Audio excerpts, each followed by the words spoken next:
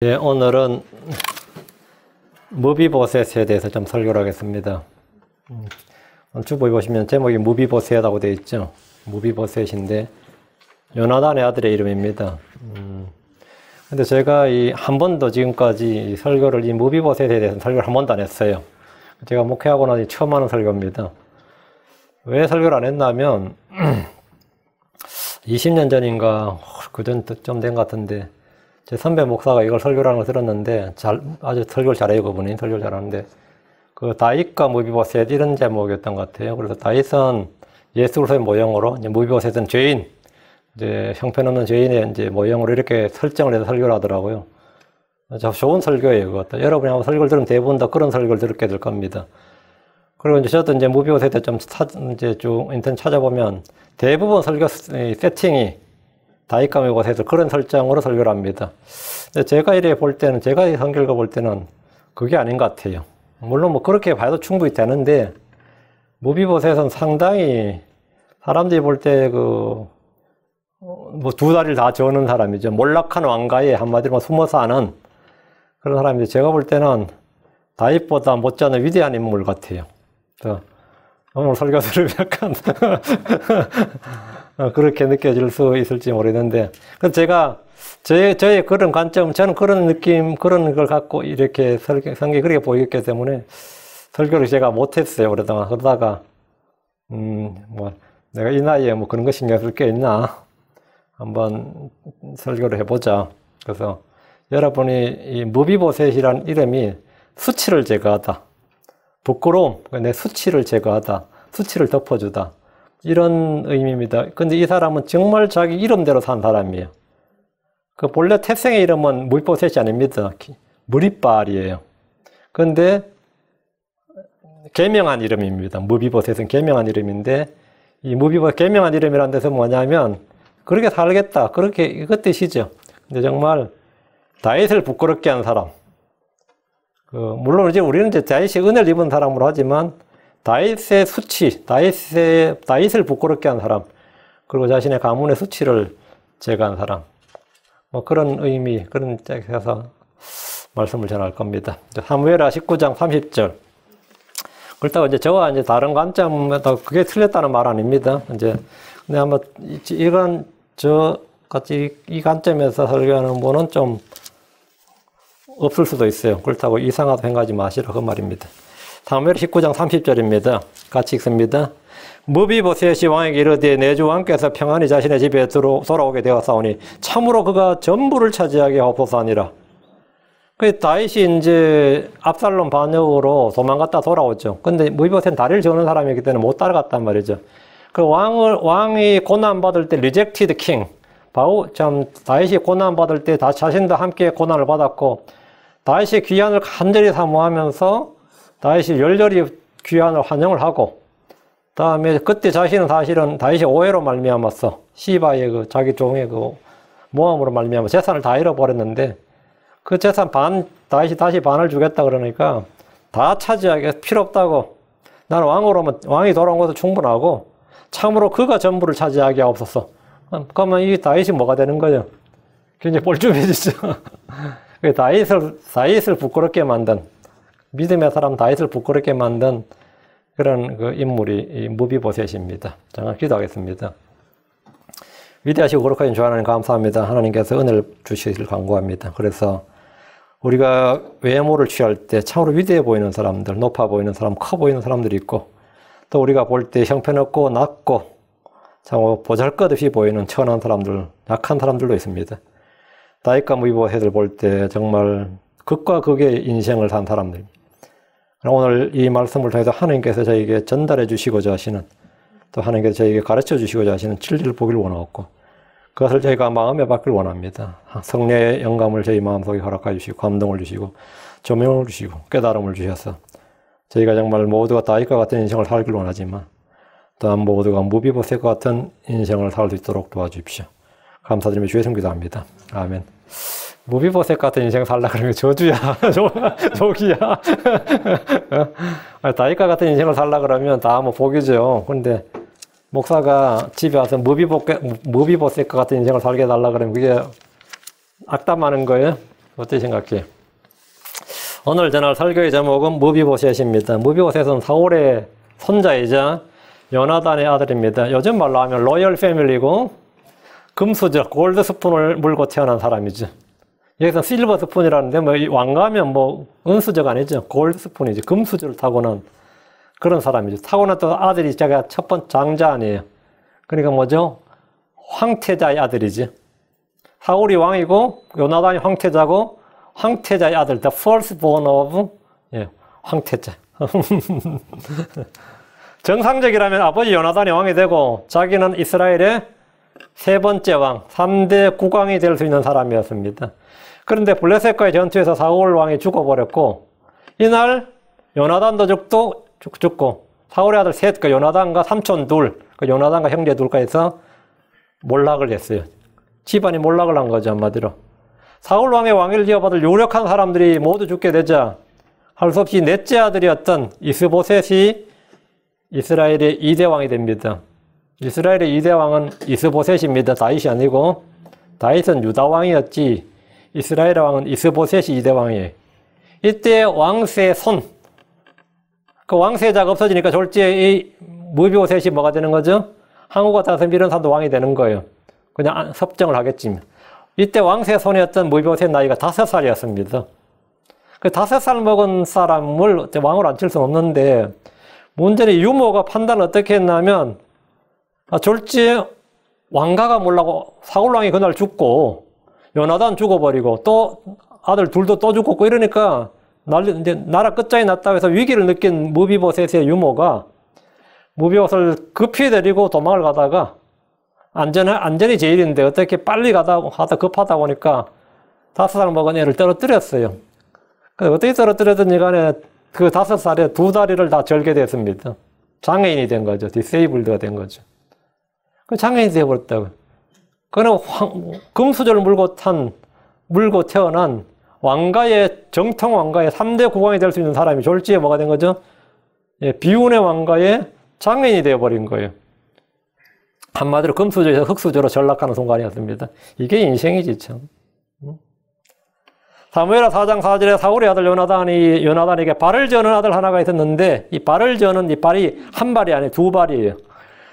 발을 저는 아들 하나가 있었는데 전에 예스르엘에서 사울과 요나단의 소식이 왔을 때 그가 5살이었더라. 그의 유모가 그를 안고 도망할 때 급히 도망했으므로 그가 떨어져서 발을 절게 되었더라. 그의 이름은 무비보셋이더라. 그러나 다행인지 사울 왕조는 금방 망하질 않았어요. 사울과 요나단이 죽었을 때 금방 망하질 않았습니다. 사울 왕의 군대 대장이었던 아브넬이 사울의 넷째 아들이었던 이스보셋을 왕으로 삼은 거예요. 마하나임으로 건너서 2대 국왕으로 삼고 왕위를 계승하도록 했고 그때 그 나이가 40세였습니다. 40세였습니다. 덕분에 다윗은 헤브론에서 유다 지파만을 통치해서 왕일 뿐이지 나머지 지파들은 여전히 사울 왕가를 지지하고 있었고 북왕국 이스라엘은 이 사울 왕가를 지지했습니다. 다윗을 지지한 게 아니라 사울 왕가를 지지했는데 사무엘하 2장 10절에 사울의 아들 이스보셋이 이스라엘 통치하기 시작할 때 그가 나이가 40세였으며 그가 2년 동안 통치하니라. 그러나 유다의 집은 다윗을 따르더라. 그 유다의 집은 다윗을 따르더라 이 말은 뭐죠? 유다 지파만 다윗을 따랐고 나머지 11개 지파는 여전히 사울 왕가를 따르니까 지금부터 뭐가 되는 거죠? 시빌 워가 터지는 거죠. 내전이 터졌다고요. 사울 왕가를 그냥 계속 왕으로 해야 된다. 아니다. 다윗 왕조를 교체해야 된다. 이 내전이 발발한 거예요. 유다 지파를 제외한 11개 지파는 여전히 사울 왕조를 지지했습니다. 이때부터 이스라엘은 사울의 집과 다윗의 집 사이에 전쟁이 벌어졌습니다. 문제는 전쟁을 하면 할수록 사울의 집이 점점 약해졌습니다. 비등비등한 게 아니라 사울의 집이 점점 약해진 거예요. 사무엘 3장 1절에 이제 사울의 집과 다윗의 집 사이에 오랫동안 전쟁이 있었으나 이게 뭐죠? 우리가 사울의 집과 다윗의 집에 오랫동안 전쟁이 있었으나 하면 그냥 그러니까 이건 내전이 있었으나 이 말입니다. 유다 지파와 나머지 지파 간에 내전이 있었으나 시빌 워가 있었다고. 다윗은 점점 더 강하게 되고 사울의 집은 점점 더 약하게 되니라. 유다 지파 그러니까 다윗 왕가가 점점점 강성해지고 한글을 치면 고려와 신라 관계예요. 고려는 점점 강해지고 신라가 점점 강해져서 결국은 신라가 경순왕 때 왕관한테 이제 나라 넘겨줘 버리잖아요. 그러다 보니까 사울 왕가도 이제 버티다 그냥 넘겨주게 된 거죠. 사울 왕조를 굳건하게 지키던 그 이스보셋이 왕의 역량이 없었어요. 요나단이 왕이 됐으면 또 모르는데, 뭐, 요나단 왕이 됐으면 다윗에게 넘겨줬겠지. 이스보셋이 왕의 그릇이 아닌데 왕이 그냥 됐는데, 베냐민 제파 사골 왕가를 지탱하던 사람은 대장군이 아브넬이었습니다. 아브넬이 대장군인데 아브넬은 다윗과 동맹을 맺고 이스라엘은 다윗에게 넘겨주고자 했고 다윗과 언약을 맺었습니다. 그런데 다윗의 부하 요압이 아브넬을 죽여가지고 헤브론에서 그를 죽여버렸어요. 갈빗뼈를 찔러가지고 죽여버렸다고. 그 당시에 내전이 있었기 때문에 요압의 동생이 아브넬에게 죽었거든요. 그 요압은 복수를 한 거지. 앙심을 품고 있다가 아브넬이 왔다는 말 듣고 아브넬을 쫓아서 죽여버렸는데, 다윗과 동맹을 잘 맺은 사람인데, 저는 그럼 피를 흘림 없이 통일을 할 수 있는 거지. 내전을 종식시키고 통일할 수 있는데 사고를 쳐버린 거죠. 그러면 저쪽에서 항복하겠어요? 안 하겠어요? 안 하지. 근데 이때 이 다윗왕은, 우리가 생각할 때 다윗왕은 진짜 걸출한 왕인데, 다윗의 약점이 하나 있었는데 요압을 마음대로 하지를 못했습니다. 그러니까 요압이 실세 중에 실세였다 이 말입니다. 사무엘 3장 39절에 내가 기름 부음을 받은 왕일지라도, 다윗이 하는 말이에요. 내가 기름 부음을 받은 왕일지라도 이날 약하며 이 사람들과 스루의 아들들이 내게 너무 강하니 주께 해서 악을 행한 자에게 그의 사악함대로 갚으실지로다. 스루의 아들들이 너무 강하다. 그 말은 뭐죠? 왕권을 능가한다면 이게. 그 요압이 얼마나 이 다윗에게 힘든 존재였는지를 보여주는 거예요. 꼭 그런 사람이 있어요. 그래서 뭐 보면은 이런 사람 다 처리해야지 왕조가 탄탄해집니다. 그 솔로몬한테 다윗이 유언으로 남긴 게 뭐냐면 요압 죽이라는 거였어요. 요압이 살아있어서는 왕조가 제대로 안 된다. 그 사울 왕가를 지키던 아브넬이 죽자 실질적으로 사울 왕조는 끝이 나고 말았습니다. 아브넬이 죽으니까 장군이었던 대장군 아브넬이 죽어보니까 이제 사울 왕가를 지킬 사람이 없는 거예요. 그래서 사울의 군대에 무리들 대장 중에 바나와 레갑이 침상에서 낮잠을 자던 왕 그 이스보셋을 죽여서 머리를 베어서 다윗에게 헤브론으로 달려간 겁니다. 참 비극이었죠. 이로써 사울의 집은 완전히 몰락했고 다윗이 유다와 이스라엘 전체를 통치하는 왕이 되었습니다. 무비보셋은 황태자의 아들로 태어났지만 순식간에 모든 걸 잃어버린 도망자여 숨어 지내야 하는 사람이 되고 말았습니다. 거기다가 다리를 저는 장애인이었습니다. 본래 무비보셋의 이름은 무리바알이었습니다. 무리바알은 뭐냐 뜻이 바알을 대적하는 자란 뜻이에요. 역대기상 8장 33절 34절에 내일은 기스를 낳고 기스는 사울을 낳고 사울은 요나단과 밀기수아와 아미나답과 에스바알을 낳았으며 요나단의 아들은 무리바알이더라. 요나단의 아들은 무리바알이더라. 무리바알이 미가를 낳았고 무리바알이 본명이었고, 그러니까 이제 이스보셋의 이름도 본명은 에스바알이었어요. 그때 바알과 왜 자꾸 하나님의 백성이 자꾸 바알이라는 이름을 자꾸 하냐면 블레셋과 전쟁을 해야 된 거예요. 사울 왕 때부터 했더니 블레셋과 전쟁을 했기 때문에 블레셋을 이기라고. 그 한국 사람들은 이름 중에서 승일이라는 이름이 있어요. 그게 일본을 이기라고 승리 승자에다 빅토리 승자에다가 일본 재팬 일자야. 그 승일이라는 한국 사람 승일이라는 이름이 있고 극일이라는 이름도 있고 항일이라는 이름도 있고 뭐 그런 거 많아요. 나한테 멸공이라는 이름은 못 봤네. 멸공이라는 이름은 내가 우리 친구 중에서 아무도 못 봤어요. 응? 그런 이름도 좀 짓지. 그래가지고 그게 있어요. 그럼 무리바알이 미가를 낳았고 무리바알. 그러니까 사울과 요나단 밀가수와 아미나답이 전쟁에서 죽어버렸고 에스바알 이게 이제 이스보셋인데 이대왕이 되었다가 침상에서 암살을 당했고 무리바알이었던 무비보셋은 장애인으로 살았습니다. 이 이름의 뜻을 잘 기억해 두시기 바랍니다. 무리바알은 이름을 무리바알은 뜻이 그 이름은 바알을 대적한다는 뜻인데 무비보셋은 계명을 한 이름입니다. 수치를 제거한다는 뜻의 이름입니다. 그는 자신에게 수치스러울 수 있는 모든 걸 제거했습니다. 그는 자신의 연약함을 부끄러워하지 않았습니다. 자, 주보봅니다. 무비보셋은 왕이 찾는 사람이었습니다. 왕이 찾아낸 사람. 다윗은 요나단의 아들을 찾았습니다. 무비보셋은 다윗에 대해 잘 알지 못했습니다. 무비보셋에게 다윗은 뭐죠? 무비보셋에게 다윗은 무서운 사람이죠. 정적이고 자기 집을 몰락시킨 원수고 뭐 그런 사람이고 자기도 죽을지 모르는 그런 사람이라고. 그 다윗은 사울의 집에 속한 자들에 대해서 피해 숙청을 단행하거나 찾아내서 복수라는 마음이 전혀 없었습니다. 그는 몰락한 사울의 집 요나단에게 속한 자들을 찾아서 돕고자 했습니다. 사무엘하 9장 1절 다윗이 이르되 사울의 집에서 아직 남아있는 자가 있느냐 내가 요나단으로 인하여 그에게 친절을 베풀리라. 아직 남아있는 자가 있느냐? 이 말은 거의 다 죽었지. 거의 없지. 그래도 혹시나 남아있는 사람이 있느냐? 그러면 내가 요나단으로 인하여 그에게 친절을 베풀리라 하니라. 무비보셋은 자신의 처지도 궁핍하게 되었지만 무엇보다 다윗 왕이 자기를 찾아 친절을 베푼다는 사실을 전혀 알지 못했습니다. 다윗의 이런 의도나 이런 것은 상상도 못한 거죠. 다윗이 자기를 찾아서 은혜를 베풀고자 한다. 이런 거는 들어본 적도 없는 거라고. 오늘날 대부분의 죄인들은 무비보셋과 같이 긍휼과 은혜를 베푸신 하나님, 호의를 베푸시려는 하나님, 우리를 구원하시려는 하나님, 우리에게 친절을 베푸시는 하나님에 대해서 전혀 알지도 듣지도 못한 채 살고 있습니다. 들어야 돼요. 알아야 된다고. 그래서 이 우리를 구원하시려는 하나님, 우리에게 생명을 더 주시는 하나님, 우리에게 친절과 호의를 베푸시는 하나님에서 전혀 알지 못한 채 여전히 어려움 속에 살고 있습니다. 하나님은 예수 그리스도로 인하여 우리를 찾아서 은혜를 베풀려 하십니다. 우리에게 구원을 주시려 하시고 풍성한 긍휼을 베풀려 하시고 호의와 친절을 베풀려 하시는 겁니다.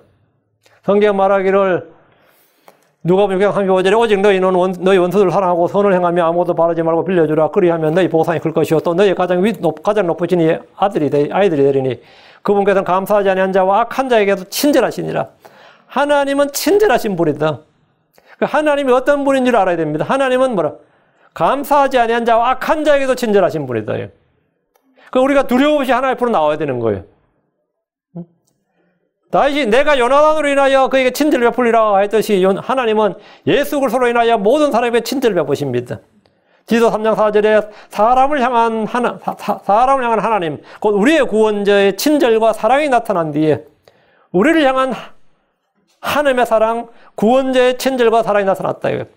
갈보리 십자가에서 우리를 향한 하나님의 사랑, 하나님의 친절, 하나님의 은혜, 하나님의 긍휼이 나타났습니다. 하나님은 예수를 통해서 우리에게 친절을 베푸셨고 다가오는 시대들 속에서 친절을 보여주십니다. 에베소 2장 7절에 이것은 그분께서 그리스도 예수님을 통해 우리에게 베푸신 친절 속에 담긴 자신의 은혜의 지극히 풍성함을 다가오는 시대들 속에서 보여주려 하심이니라. 그래서 예수님을 통해서 우리에게 베푸신 친절. 무비보셋에게 다윗 왕은 자신을 심판하고 죽이는 왕이 아니라 친절을 베푸는 왕입니다. 악하고 게으른 종은 자기 주인을 뿌리지 않는 데서 거두고 흩뿌리지 않는 데서 모은 줄 알았습니다.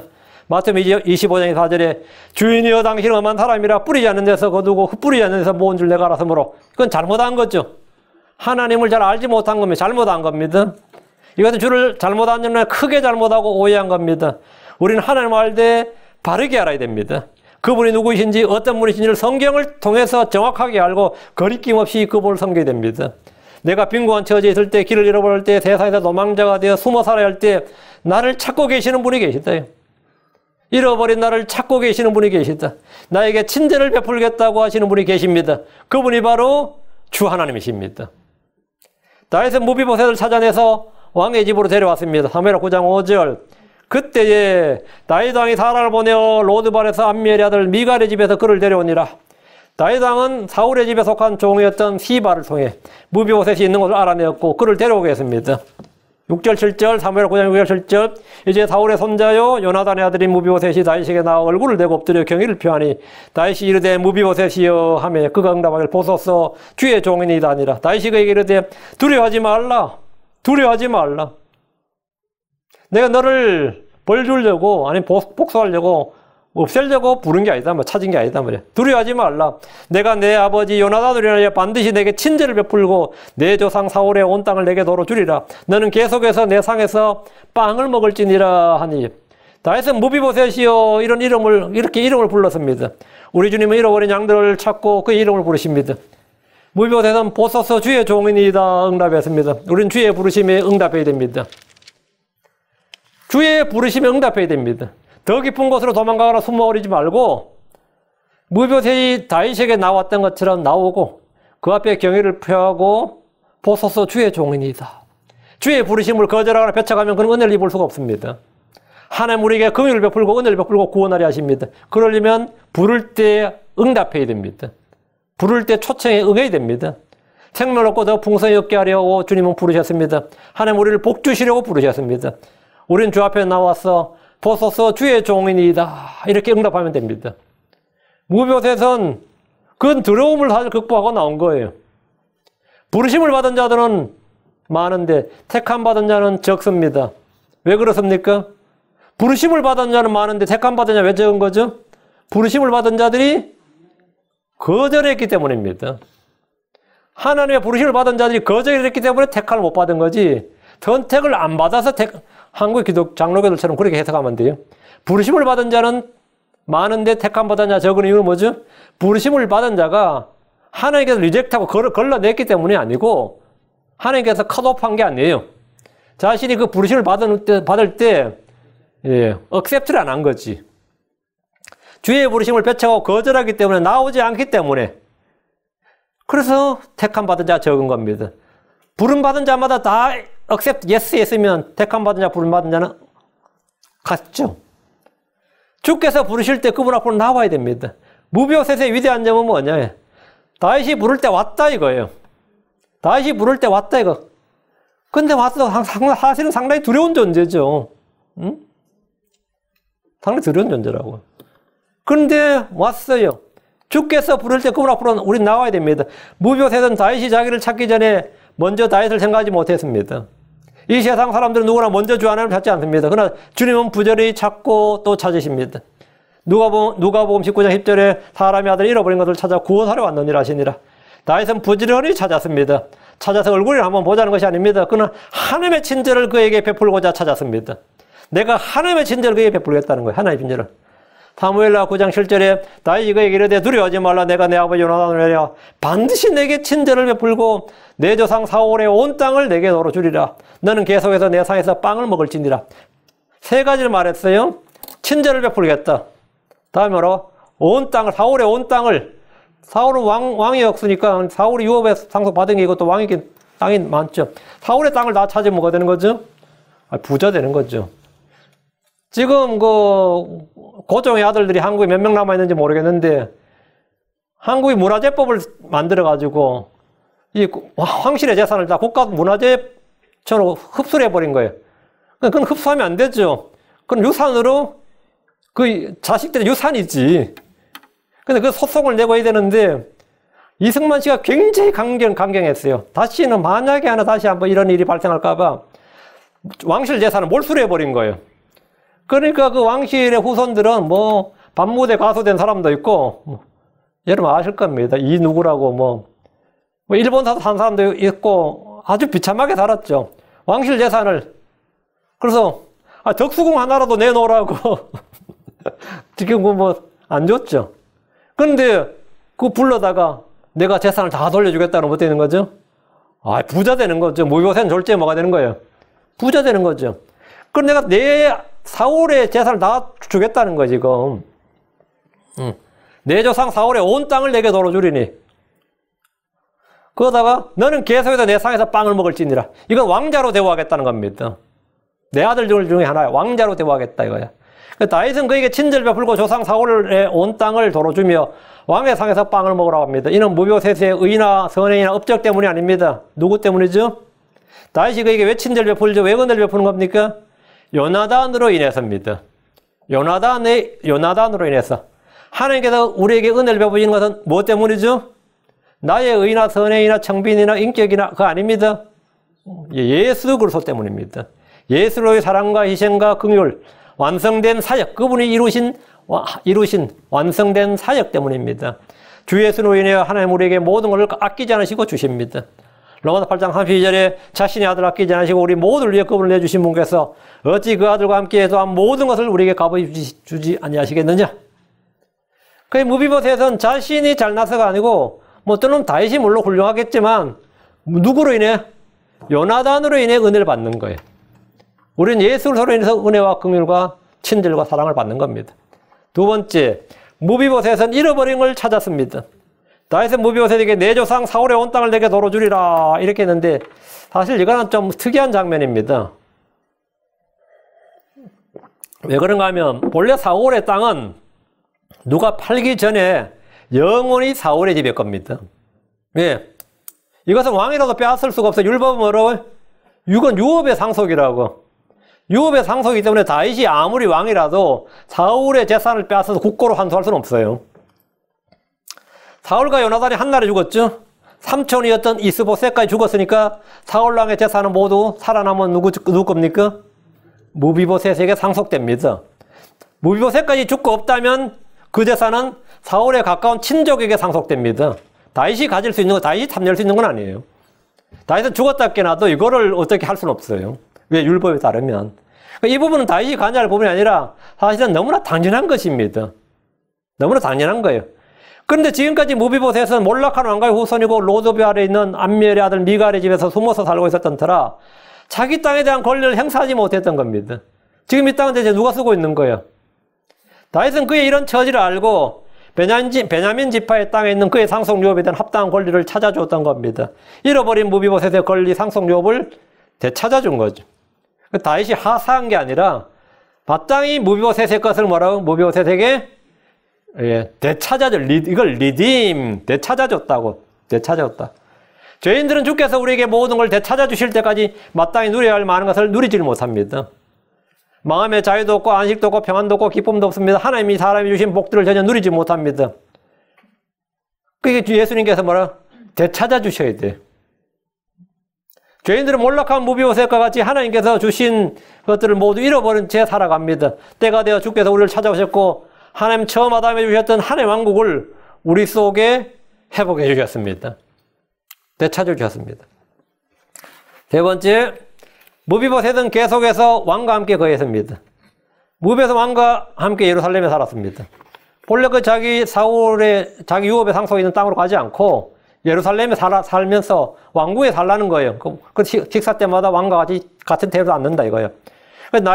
다윗이 무비보셋에게 너는 계속해서 내 상에서 빵을 먹을지니라 했는데 이 말은 왕의 가족, 왕자들 중에 하나로 대화하겠다 이 말입니다.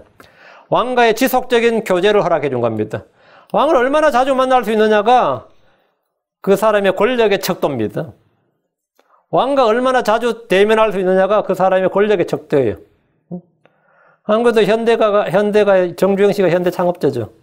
그 정주영이 식사할 때 그 테이블에 앉을 수 있느냐 없느냐가 그 집의 힘의 척도였어요. 그 집의 힘의 척도.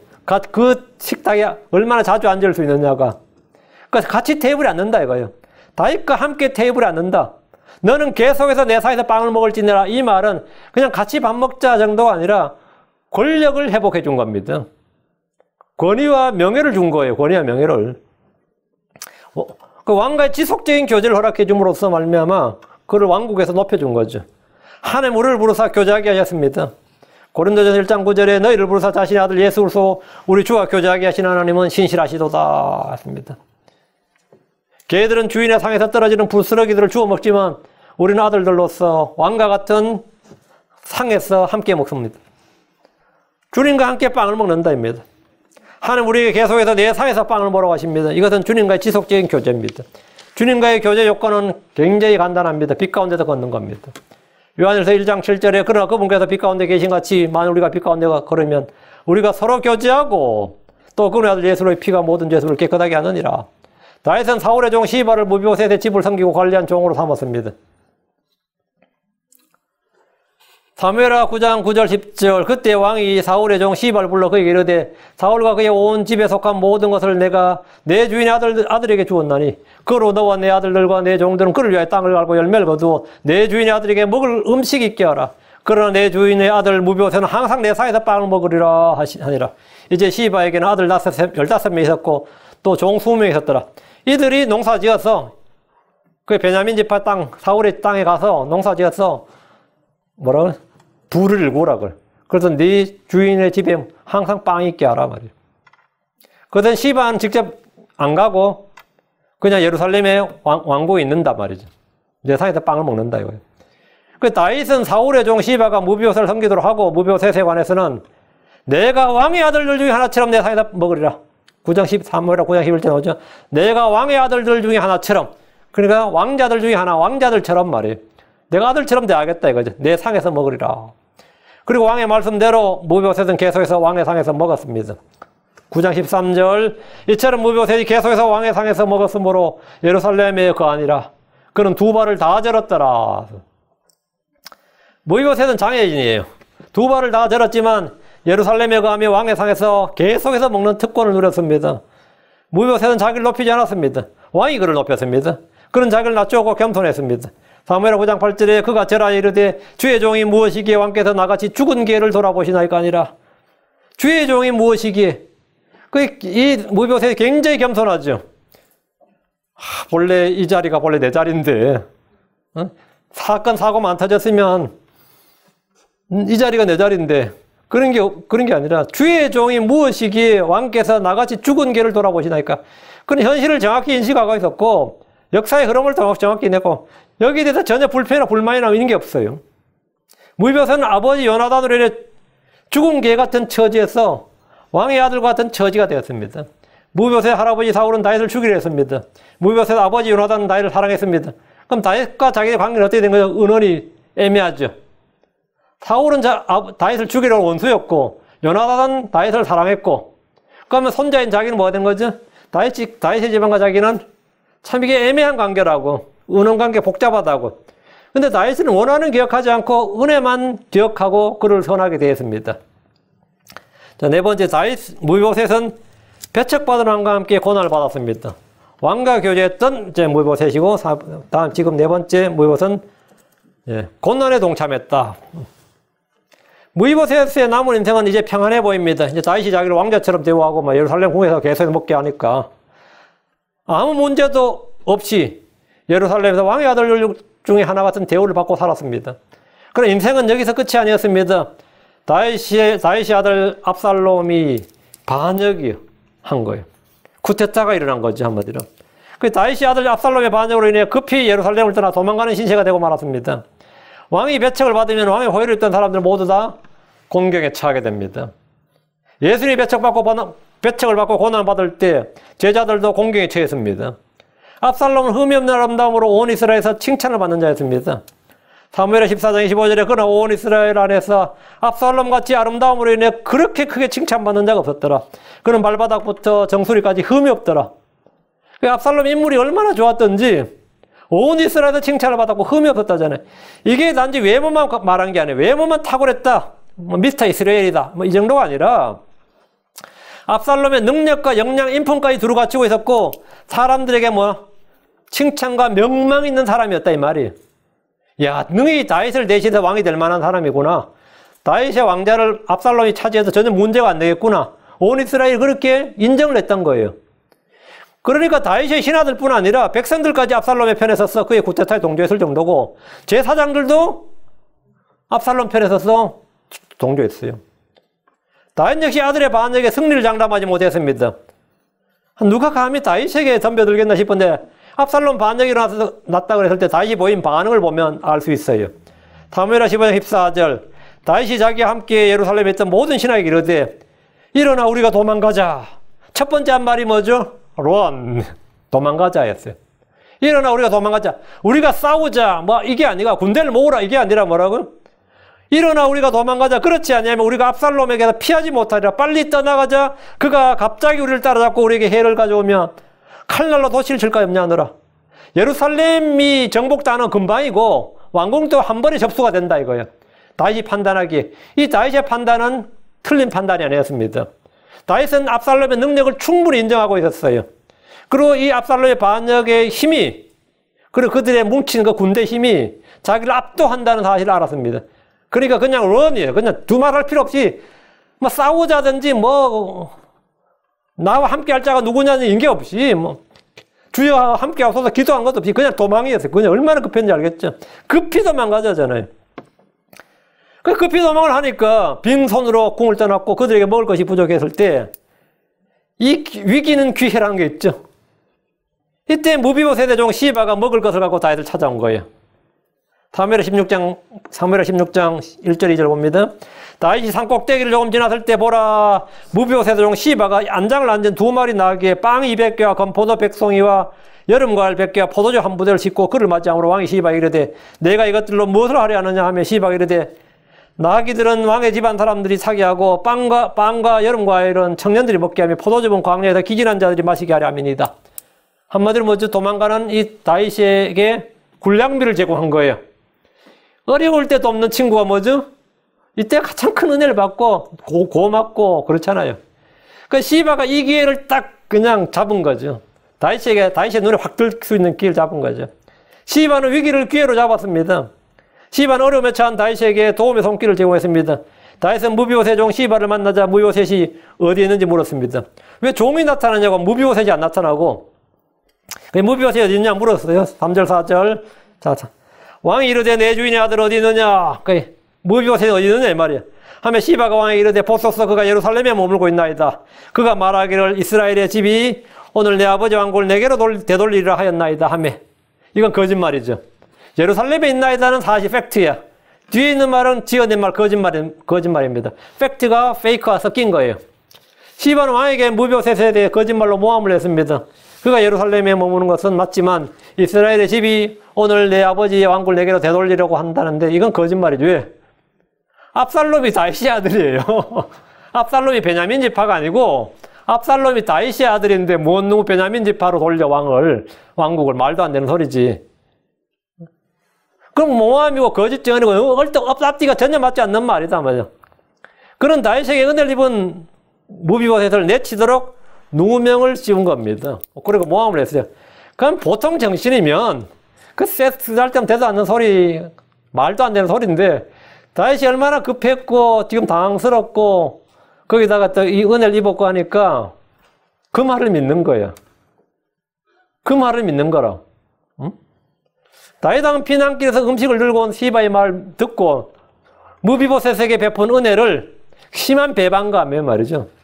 은혜를 거두어 버렸습니다. 사무엘 16장 4절. 이에 왕이 시바에게 이르되 보라 무비보셋에게 속한 모든 것은 내 것이라 하거늘. 이제 무비보셋이 줬던 거 다 네 거라고. 하거늘 시바가 이르되 내가 왕에게 겸손하게 청하오니 오 내 주 왕이여 내가 왕의 눈앞에서 은혜를 입게 하옵소서 하니라.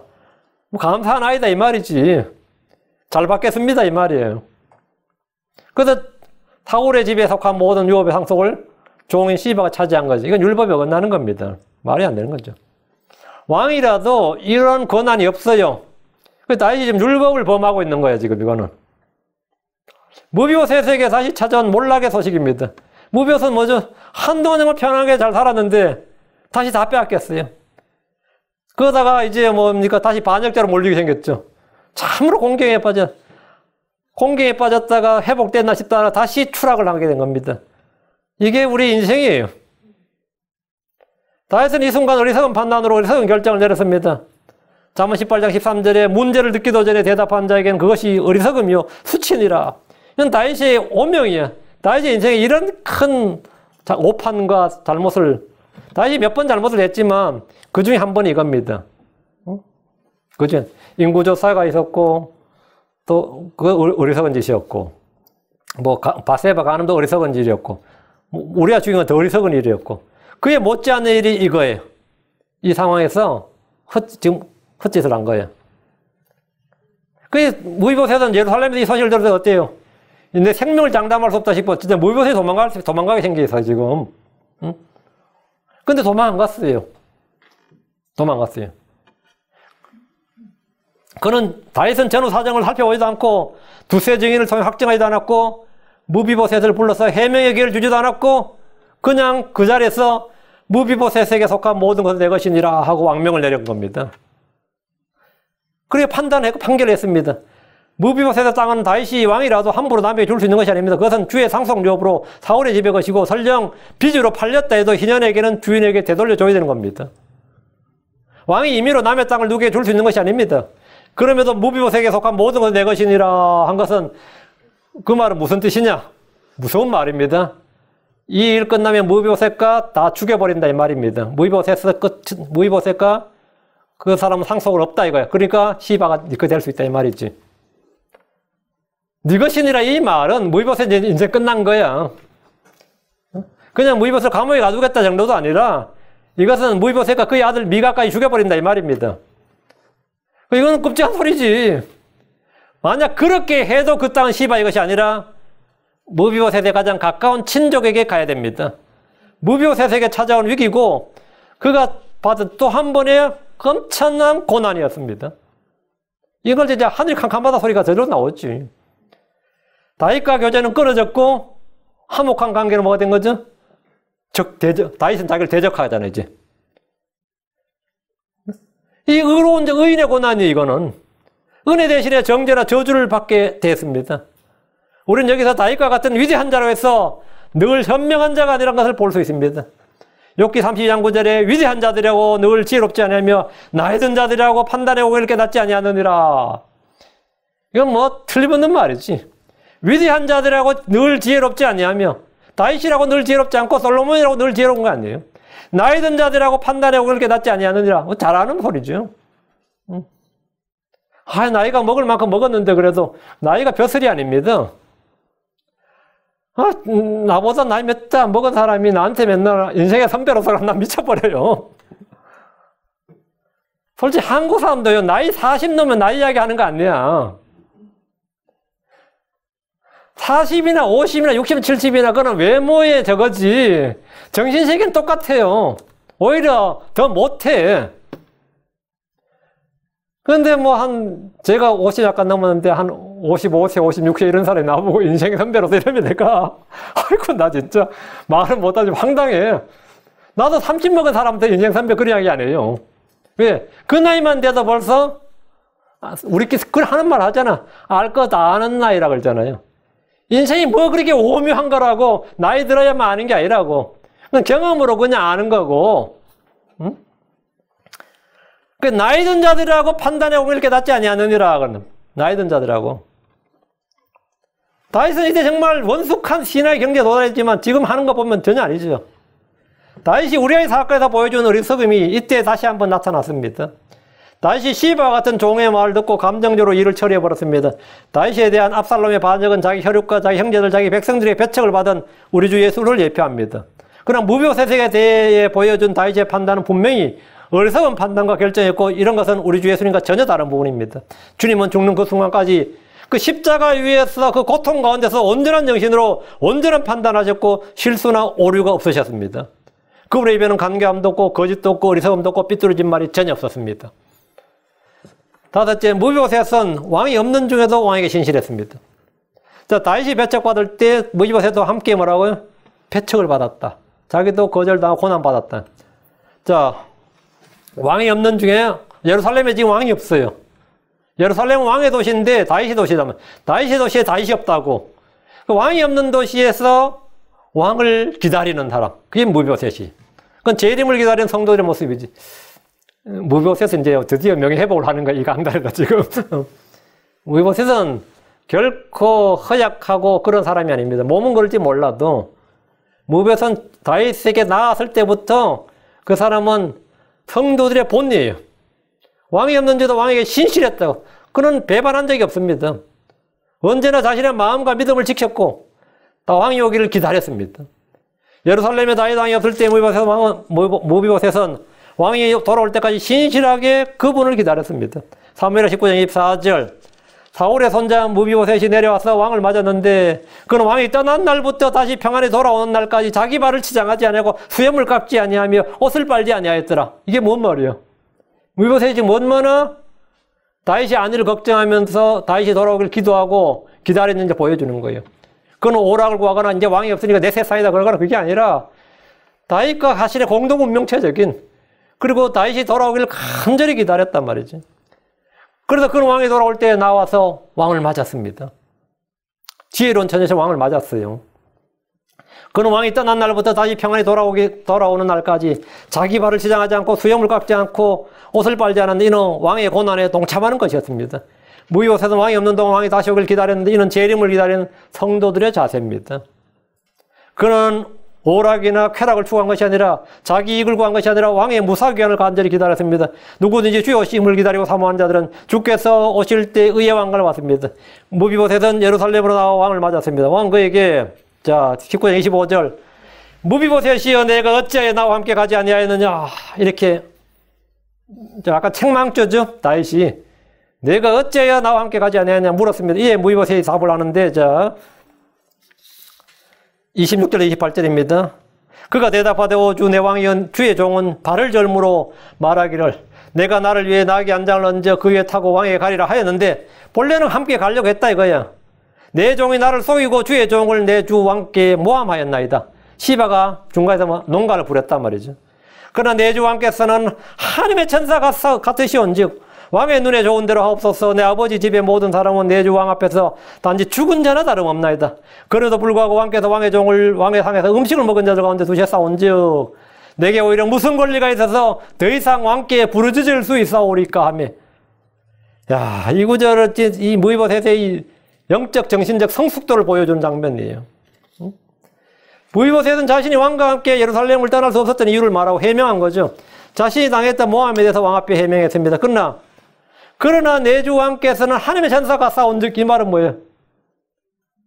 내주 왕께서 하나님의 천사가 같으시온즉 이 말은 다윗 왕의 오류나 경솔한 판단, 율법과 어긋난 결정 등을 통렬히 내리치는 말입니다.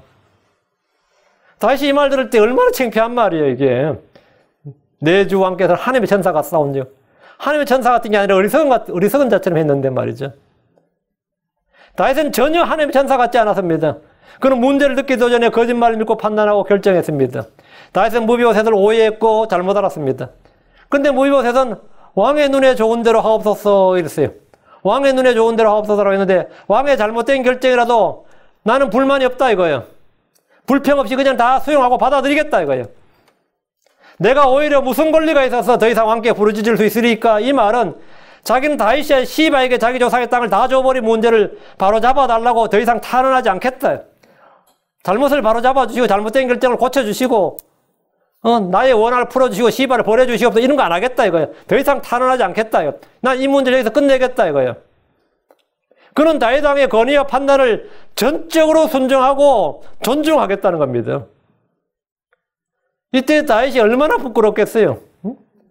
그것이 자기에게 손해가 되고 부당한 것이라도 나는 그냥 다 받아들이겠다는 겁니다. 그거 왜 이렇게 말한 겁니까? 그는 다윗 왕 앞에서 한 말, 그는 다윗 왕 앞에서 죽은 자였습니다. 19장 27절 내 아버지 집의 모든 사람은 내 주 왕 앞에서 단지 죽은 자나 다름없나이다. 이것이 무비보셋의 신앙입니다. 그는 자신이 죽은 개와 같은 자라고 했죠. 자기는 죽은 개와 같은 자고 그는 뭐 죽은 자다 이거예요. 그리고 다시 한번 자기가 죽은 자라고 했습니다. 이것은 크리스천들이 이 세상에 당하는 고난과 부당함과 비난, 욕설 등 모든 걸 감당하는 자세입니다. 우린 십자가에서 우리 옛사람이 죽었습니다. 우린 그리스도와 함께 십자가에 못 박혔습니다. 우리의 정과 욕심은 모두 그분과 함께 죽었고 묻혔습니다. 우린 세상 유치한 원리들로부터 떠나 그리스도와 함께 죽었습니다. 그리스도와 함께 죽은 자가 그리스도와 함께 삽니다. 무비보셋은 왕 앞에서 자기를 죽은 자로 여겼기에 자신에게 아무 권리도 없고 부르짖을 것도 없다. 그리고 다윗 왕의 결정에 나는 그냥 100% 순종하고 하나님의 뜻으로 왕은 하나님의 천사가 싸운즉 이런 부당한 일도 하나님의 뜻으로 난 받아들이고 수용하겠다 이거예요. 이것도 나에게 합력해서 선을 이룰 것을 나는 믿는다. 이거 완전 신약 성도예요. 이 바울 사도 같은 믿음이에요. 바울 사도 같은 믿음이에요. 왕이 내한테 한마디 물어보지 않고 그러실 수가 있나이까? 그건 율법이 어긋나나이다. 시바가 어떤 놈인지 모르니까 뭐 별의별 것 다 말할 수 있잖아요. 왕이 그렇게 하나님 천사 같은 줄 알았는데 성령을 받은 하나님 기름 부음 받은 자가 뭐 그러실 수 있습니까? 당연히 회개하고 바로 잡아섰어. 뭐 이럴 수도 있고, 아니면 대언자 나단에게 말하든지 뭐 사독에게 제사장한테 말해서 탄원할 수도 있고 한데 난 일치 안 한다고. 그냥 다 받아주겠다 이거예요. 다 받아주겠다 이거예요. 다윗이 잘못된 결정을 했더라도 그게 나한테 완전히 불이익으로 나한테 다가온다 할지라도 나는 받아주겠다. 이거는 욥이 고난 받을 때 한 말과 똑같은 거예요. 사도 바울이 받았던 그 고백과 같은 거예요.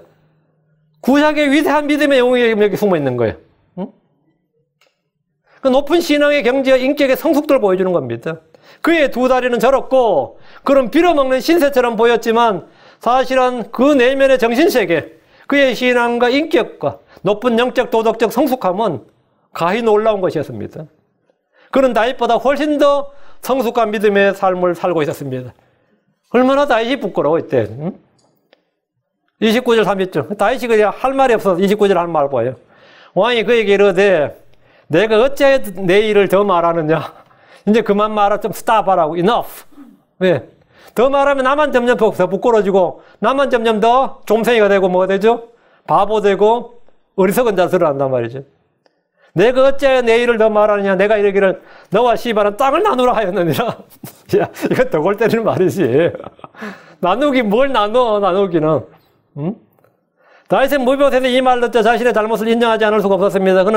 그가 더 이상 말을 하지 못하도록 했습니다. 무비보셋이 말을 하면 할수록 다윗은 점점 더 부끄러워집니다. 다윗은 이전의 결정을 다시 번복해서 너와 시바는 땅을 나누라 했습니다. 시바한테 다 네 것이라 그랬다가 지금 이러지도 저러지도 못한 거야. 이미 내린 결정을, 응? 다 네 것이라 그랬다고. 그 시바가 내가 어디 달라 그랬냐고. 왕이 자기가 알아서 나한테 준다고 그래 놓고는 또 아니라고 뺏어가면. 어? 그래서 다윗이 지금 난감하게 되니까 방을 나누라 그런 거야. 그게 이 높은 자리에 있는 사람들이 한번 실수를 하면 그 바로잡기가 그렇게 어렵습니다. 제대로 인정하고 바로잡기 어려워요. 그냥 말도 안 되는 판결이었어요. 다윗은 체면 때문인지 부끄러움 때문인지 자신의 권위 때문인지 자신의 오류를 인정하고 바로잡지 못한 채 그냥 대충 적당히 덮어버리고 시바한테도 이 정도에서 뭐라고? 그냥 수용해달라. 이 정도로 나의 그 결정 이 정도를 네가 그냥 받아들여 달라는 거였어요. 그냥 무비보셋은 뭐라는 거죠? 대충 적당히 이제 다시 덮고 넘어가자는 말인데 30절 무비보셋이 왕에게 이르되 내 주 왕께서 평안히 자신의 집으로 돌아오시게 되었사오니 참으로 그가 전부를 차지하게 없어서 하니라. 나는 재물에 관심 없습니다. 왕의 판결에 의의를 제기할 것도 없고 왕이 그런 판결을 내렸다고 나한테 미안해할 필요도 없고 그건 나한테 전혀 상관없어. 왕이 평안히 돌아온 걸로 충분하고 나는 왕으로의 이야, 이 무비보셋 정말 대단한 사람이지. 그 무비보셋의 이 말은 다윗을 더욱 부끄럽게 하는 말이었어요. 다윗을 더욱 부끄럽게 만드는 말입니다. 무비보셋은 재물에 관심이 있어서 다윗을 따른 것이 아니다 말이죠. 그리고 다윗이 그런 잘못을 내렸다고 다윗을 원망하거나 책망하거나 원한 품지 않는다 이거죠. 그냥 다윗이 평안히 돌아오게 된 것에 자기는 기뻐했습니다. 그런 다윗이 이전에 내린 결정을 번복하거나 바로잡으라고 요구한 것이 아니라 이미 내린 결정을 그대로 유지함으로써 자신의 체면이나 권위에 손상이 가지 않도록 하라. 응? 그 자신의 의의 제기로 말미암아서 야 지금 난리 났다. 무비보셋이 지금 뭐 다윗에게 따지고 난리 났다. 그럼 다윗이 뭐가 되는 거예요? 누가 봐도 잘못된 판단인데. 그럼 다윗의 체면이나 권위가 신하들에게 심각하게 오류를 발생하지. 근데 무비보셋이 그걸 충분히 다윗이 그걸 수용했다 그러면 뭐 되는 거죠? 문제가 달라니까 무비보셋은 수치를 제거하다는 이름대로 다윗의 수치를 덮어주고 제거해 준 거예요. 참으로 그가 전부를 차지하기 앞서서 이 말은 처음 결정을 그냥 유지하라 이 말입니다. 자신이 계속 따지고 청원해서 다윗의 체면이나 위엄을 손상시키지 않으려는 겁니다. 다윗의 명예나 다윗의 이름을 더럽히지 않겠다 이거예요. 다윗이 한 일을 존중하려는 겁니다. 그건 아버지 요나단이 다윗에게 베풀었던 친절 사랑처럼 아들로서 자신도 아버지처럼 똑같이 다윗이 무비보셋에게 친절 베푼 것 같지만 사실은 지금 뭐죠? 무비보셋이 다윗을 사랑하고 참아주고 친절 베풀고 있는 겁니다. 여섯째, 무비보셋은 다윗으로 인해 안전했습니다. 다윗은 무비보셋을 악으로부터 지켰습니다. 다윗의 시대에 3년 동안 기근이 든 일이 있었습니다. 이 일은 전에 사울이 기브온 사람들로 인한 것입니다. 사울은 좀 민족주의자였어요. 그래서 기브온 사람들이 이 예루살렘이나 이 이스라엘 땅에서 활개치고 설치는 건, 이 소수민족이 설치는 건 좋지 않다. 기브온 멸절 계획, 그게 뭐 소수민족 멸절 인종 청소하듯이 사울 왕은 이 기브온 족속들을 전부 다 멸절할 계획을 세웠습니다. 기브온 사람들은 다윗에게 이 과거사 문제를 해결해 줄 걸 요구했어요. 그래서 이 우리 민족을, 우리 족속을 전부 다 멸절할 계획을 세운 사람들, 그 집안 사람들을 우리에게 7명을 내달라 그랬어요. 그렇지 않으면 우리가 이스라엘에게 계속해서 막 저주하고 하나님께 원수 갚아달라고 그러면 이렇게 되니까 그런 일이 있었어요. 사무엘하 21장 4절에 기브온 사람들이 그에게 이르되 우리는 사울과 그의 집에서 은이나 금을 취하기를 원치 아니하고 또한 왕께서도 우리를 위해 이스라엘에서 사람을 죽이지 마옵소서 하니 그가 이르되 내가 너희를 위해 너희가 말한 것 그것을 행하리라 하며 우리를 위해 왕께서도 우리를 위해 이스라엘에서 사람을 죽이지 마옵소서. 이 말은 사울 왕의 정책을 따라서 우리 민족을 핍박하거나 죽이거나 그렇게 하지 말라 이 말입니다. 지금 중국이 왜 소수민족들 막 탄압하는 거 있잖아요. 그것처럼 사울 왕은 그렇게 했습니다. 근데 다윗 왕한테 그걸 요구를 하는데 우리를 죽이지 말라고. 그게 다윗이 오케이, accept. 내가 너희를 위해 너희가 말한 거 그것을 행하리라. 기본 족속을 이스라엘 땅에 그냥 살게 해주고 그것을 핍박하지 않겠다 이거예요. 이들이 이스라엘 땅에서 기본 사람들 죽이지 말아달라는 요구와 함께 한 가지 요구가 더 있었는데 전에 자기들을 죽이려고 계략을 꾸민 사람들 사울의 아들들 중에 7을 달라고 했습니다.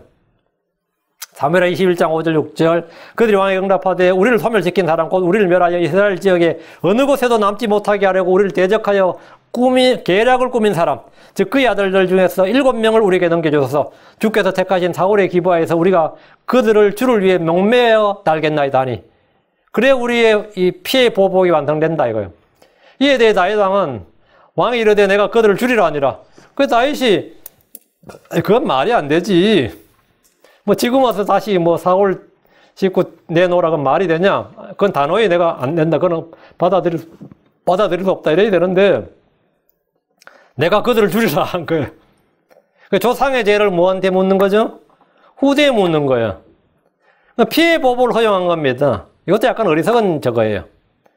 이는 피를 흘린 자는 그도 죽임을 당하리라는 이 율법에 따른 것입니다. 나름 이제 다윗은 율법에 따른 보복을 허용해 준 거죠. 무벼셋은 자신도 모르게 뭐 운명이 어떻게 된 거죠? 죽을 수밖에 없는 처지에 놓인 거예요. 자신 직계자손이잖아. 사울의 아들 7명 뽑아내라 그러면 사울의 직계자손 자기가 제일 1순위로 뽑히는 거지. 이때 다윗은 죽게 된 사울의 아들 중에 하나인 무비보셋을 지켰습니다. 사무엘하 21장 7절 그러나 다윗과 사울의 아들 요나단 사이에 곧 그들 사이에 있던 주의 맹세로 인하여 왕이 사울의 손자 요나단의 아들이 무비보셋은 아끼니라. 이것은 하나님의 구원의 안전한 보증을 보여주는 예입니다. 하나님께서 아끼니라, 지킨다 이거예요. 하나님 우리를 구원하시고 우리를 지키십니다. 데살로니가서 3장 3절에 그러나 주께서는 신실하사 너희를 굳게 세우시며 악으로부터 너희를 지키시리라. 다윗이 무비보셋을 아끼고 지켰듯이 우리 주 하나님 우리를 끝까지 사랑하시고 지키시며 하늘 왕국에 이르기까지 보존하십니다. 유다서 1장 24절에 이제 능히 너희를 보호하사 넘어지지 아니하게 하시고 넘치는 기쁨으로 자신의 영광 있는 곳 앞에 흠없이 너희를 제시하시는 분이었습니다. 하나님은 자신의 성도를 아끼시고 지키시는 분입니다. 하나님은 아무 힘없는 늙은 노인이 아닙니다. 오늘날 크리스천들이 주를 믿는다고 하면서 이 주님에 대한 인식이 어느 정도냐면 주님께서 아무 일도 할 수 없는 힘없는 불쌍한 늙은이 취급을 합니다. 힘없는 이 불쌍한 늙은이들은 폭력적인 아들을 무서워합니다. 그렇죠? 내가 늙고 병들면 말이야. 늙고 병들고 힘없으면 이 폭력적인 아들이 있으면 집에서 감당을 못해. 무서워요. 폭력적인 아들이 있으면 무섭다고. 그 자식 피해 다녀요. 부모가. 자식이 막 욕도 하고 막 그래 봐요. 부모 무섭지. 남보다 더 무섭습니다. 그거는. 힘없는 늙은이 취급해. 하나님께서 이 펀군주제의 국가에 아무 힘이나 실권이 없이 그냥 왕실에서 명목상의 국가 수반이고 상징적 존재일 뿐 그런 왕들처럼 주님은 그런 힘없는 늙은이가 아닙니다. 그런 왕이 아닙니다. 주 하나님은 살아계시며 예수를 통해 하나님께 나오는 자를 끝까지 구원하실 수 있습니다. 주님은 권능 있는 하나님이고 주님은 힘을 잃어버린 적이 없습니다.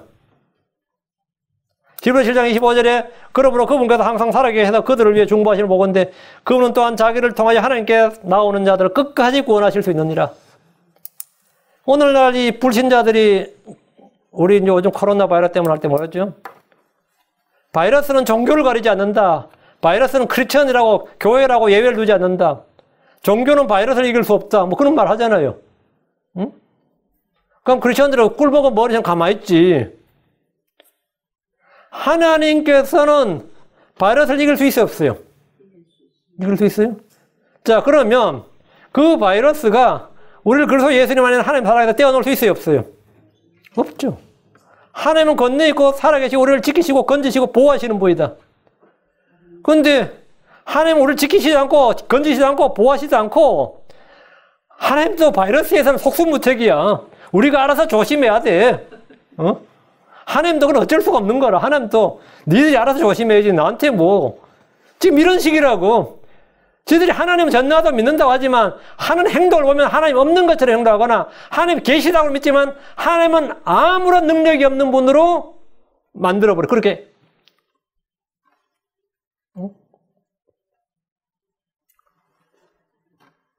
실제로 그렇잖아요.